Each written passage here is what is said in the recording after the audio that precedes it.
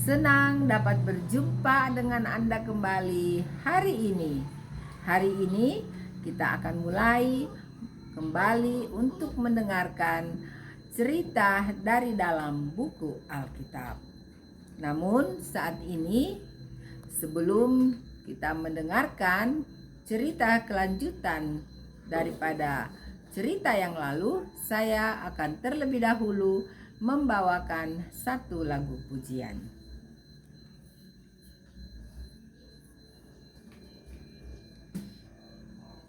Sabdamu ya Tuhan, perisai hidup yang memberi lindungan dengan cukup. Sucikan hatiku, berikanlah terang oleh sabda Allah, aku menang.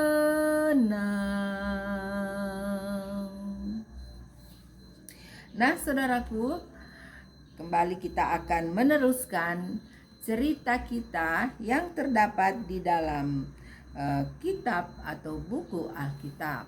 Namun saat ini cerita yang akan kita dengarkan sudah berada di dalam kitab ketiga daripada firman Allah. Pada waktu pertemuan kita yang lalu, kita telah mendengarkan cerita dari kitab kedua, yaitu kitab Keluaran.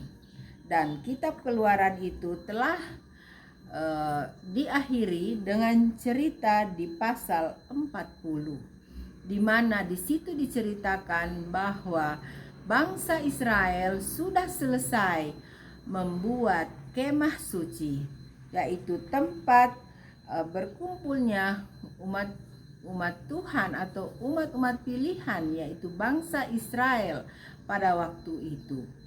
Nah, di kitab yang ketiga ini adalah kitab Imamat. Nah, di sini menceritakan nanti bagaimana bangsa Israel bersama Musa akan mulai mendengarkan perintah yang diberikan oleh Tuhan kembali kepada mereka. Bagaimana mereka nanti cara mereka untuk mengadakan penyembahan kepada Tuhan Allah. Nah, saya akan memulaikan cerita kita dengan membacakannya dari pasal pertama dari kitab Imamat. Judulnya adalah Korban Bakaran. Tuhan memanggil Musa dan berfirman kepadanya dari dalam kemah pertemuan. Berbicaralah kepada orang Israel dan katakan kepada mereka, apabila seseorang di antaramu hendak mempersembahkan persembahan kepada Tuhan, haruslah persembahanmu yang kamu persembahkan itu dari ternak, yakni dari lembu sapi atau dari kambing domba. Nah, jadi pertama kali Tuhan Allah memberitahu kepada Musa untuk disampaikan kepada bangsa Israel bagaimana cara mereka untuk menyembah atau membawa persembahan penyembahan kepada Tuhan Allah di dalam kemah suci, yaitu dikatakan bahwa mereka harus membawa persembahan dari ternak, yaitu dari lembu sapi atau dari kambing domba. Nah, selanjutnya di ayat 3. Jikalau persembahannya merupakan korban bakaran dari lembu, haruslah ia mempersembahkan seekor jantan yang tidak bercela. Ia harus membawanya ke pintu kemah pertemuan, supaya Tuhan berkenan akan dia. Dan ayat 4. Lalu ia harus meletakkan tangannya ke atas kepala korban bakaran itu, sehingga baginya persembahan itu diperkenan untuk mengadakan pendamaian baginya.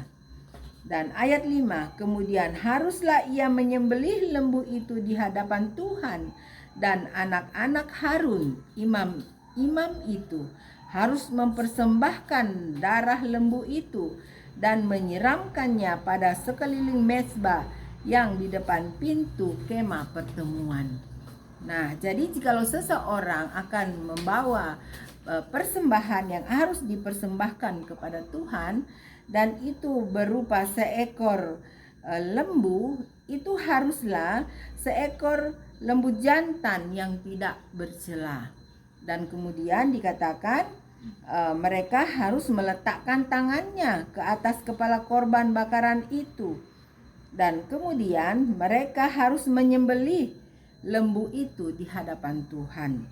Dan sesudah itu anak-anak Harun, imam-imam itu harus mempersembahkan darah lembu itu dan menyiramkannya pada sekeliling mezbah yang di depan pintu kemah pertemuan.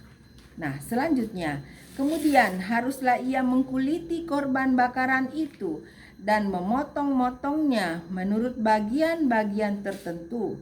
Anak-anak imam Harun haruslah menaruh api di atas mezbah dan menyusun kayu di atas api itu.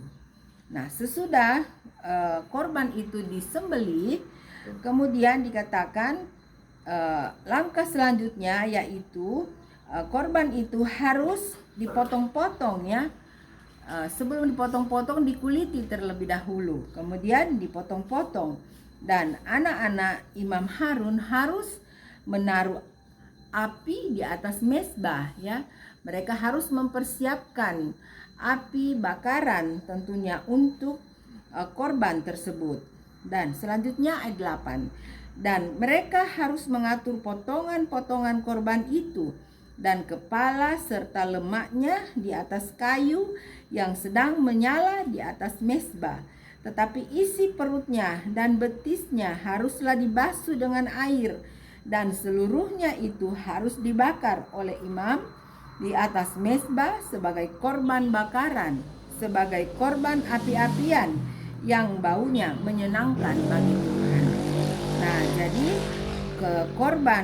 kepala korban itu kemudian dengan lemaknya, potongan-potongan itu dikatakan harus ditaruh di atas kayu yang sedang menyala di atas mezbah. Begitu juga dengan isi perut daripada korban itu dan betisnya.